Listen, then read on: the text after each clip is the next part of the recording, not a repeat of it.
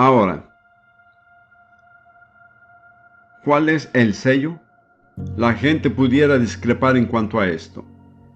Quiero decir que en mi opinión, el Nuevo Testamento no indica sino un solo sello, y es el hablar en otras lenguas, según el Espíritu Santo le da a la persona que hable. Sé, como algunos de ustedes lo saben, que hay sectas como los Rastafaris en Jamaica, por ejemplo, en que la gente de algún culto habla en otras lenguas.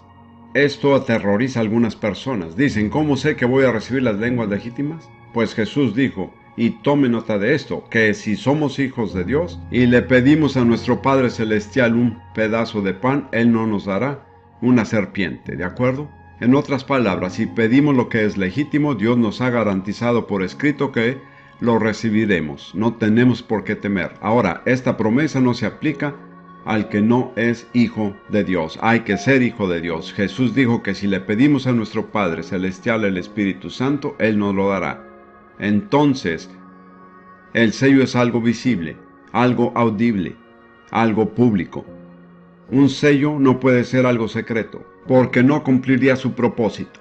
El sello consiste en que todos empezaron a hablar en otras lenguas según el Espíritu les daba que hablase, como pasó en Hechos capítulo 2. Ahora quiero decir tres cosas acerca de esto. En primer lugar, ese fue el sello que los apóstoles mismos recibieron en esa experiencia.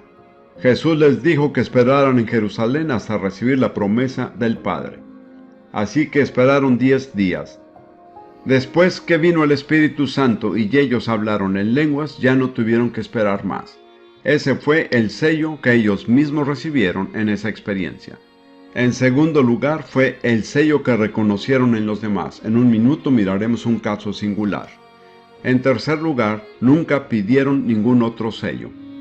Permítanme repetir eso porque es muy importante. He conocido a tantas personas a través de los años que decían, hermano Prince, ¿cómo puedo saber si he sido bautizado en el Espíritu Santo? He tenido esta o aquella experiencia. He estado orando y buscando a Dios, pero ¿cómo puedo estar seguro? Mi respuesta es que pueden estar seguros en el momento de recibir el sello. Cuando por primera vez empiecen a hablar en otras lenguas, según el Espíritu les da que hablen. Quiere decir que lo recibieron. Y quiero recalcar que no es una fuerza impersonal, sino una persona que ha recibido. Quisiera repetir estas tres cosas. Fue el sello que recibieron los apóstoles, fue el sello que reconocieron en los demás y jamás pidieron otro sello. Además, el Nuevo Testamento no nos ofrece ningún otro sello, no nos ofrece ninguna otra alternativa. Ahora miremos lo que dijo Jesús en Lucas 24, versículos 52 y 53, después de su resurrección, cuando se estaba despidiendo de sus apóstoles. Dice, Lucas 24, 52, 53. Permítanme, antes de leer, tengo otro punto que quiero sacar a relucir. Muchas personas dicen, pues me he llenado de gozo y estoy siempre alabando al Señor. Estoy tan contento. ¿Ese no es el sello? No, según el Nuevo Testamento. Es maravilloso estar llenos de gozo. Es maravilloso alabar al Señor, pero no es el sello del cual habla el Nuevo Testamento. Eso lo sé por lo siguiente. Después de la resurrección de Jesús, dice al final del Evangelio de Lucas, cuando fue llevado al cielo, ellos, después de haberle adorado, volvieron a Jerusalén con gran gozo y estaban siempre en el templo, alabando y bendiciendo a Dios. Tenían gran gozo, estaban siempre alabando y bendiciendo a Dios, pero no habían recibido el sello. No lo recibieron hasta el día de Pentecostés. Jesús les dijo que esperaran a recibirlo, y después que el Espíritu Santo vino y ellos hablaron en lenguas, jamás volvieron a esperar. Ya no esperaron más. Ahora me parece que hay un caso particular en el libro de los Hechos que demuestra esto muy claramente. Quiero que lo busquemos. Está en Hechos 10, al final del capítulo. Ya saben la historia. Dios guió a Pedro a ir a la casa de Cornelio de manera sobrenatural. En realidad no quería ir, porque como judío no era correcto que entrara en la casa de los gentiles, y mucho menos que comiera con ellos. Pero ante la insistencia de Dios fue y llevó con él otros 6 creyentes judíos. Quería tener testigos.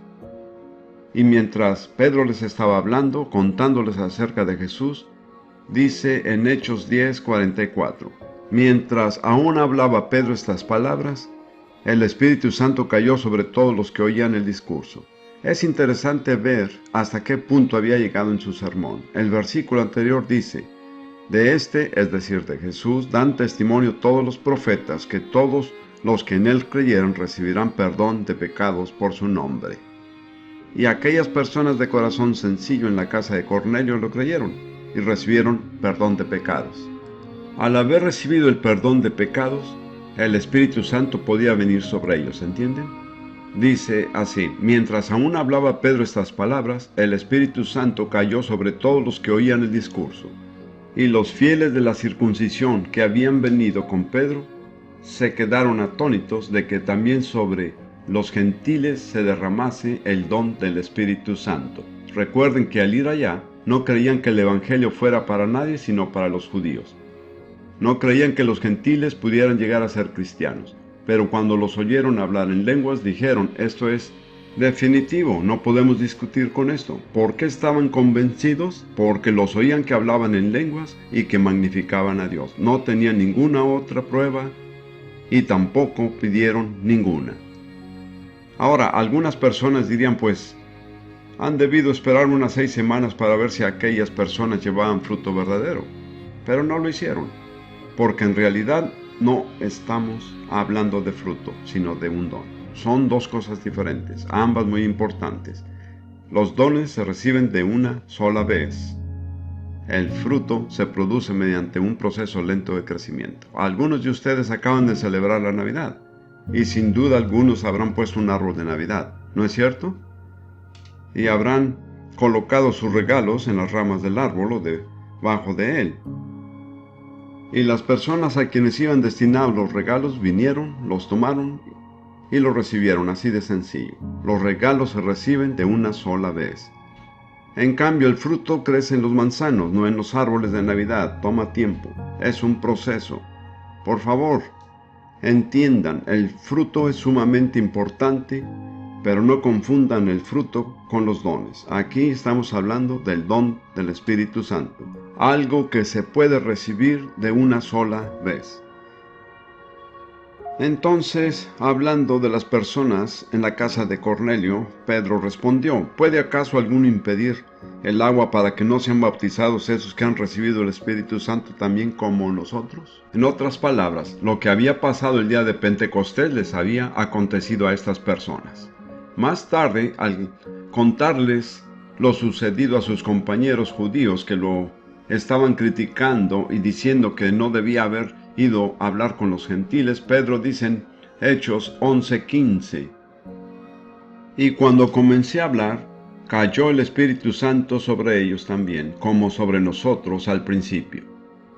Ahí en la casa de Cornelio no se hace mención de un viento recio de lenguas como de fuego, pero una cosa que sí caracterizaba aquella experiencia era que todos empezaron a hablar en otras lenguas.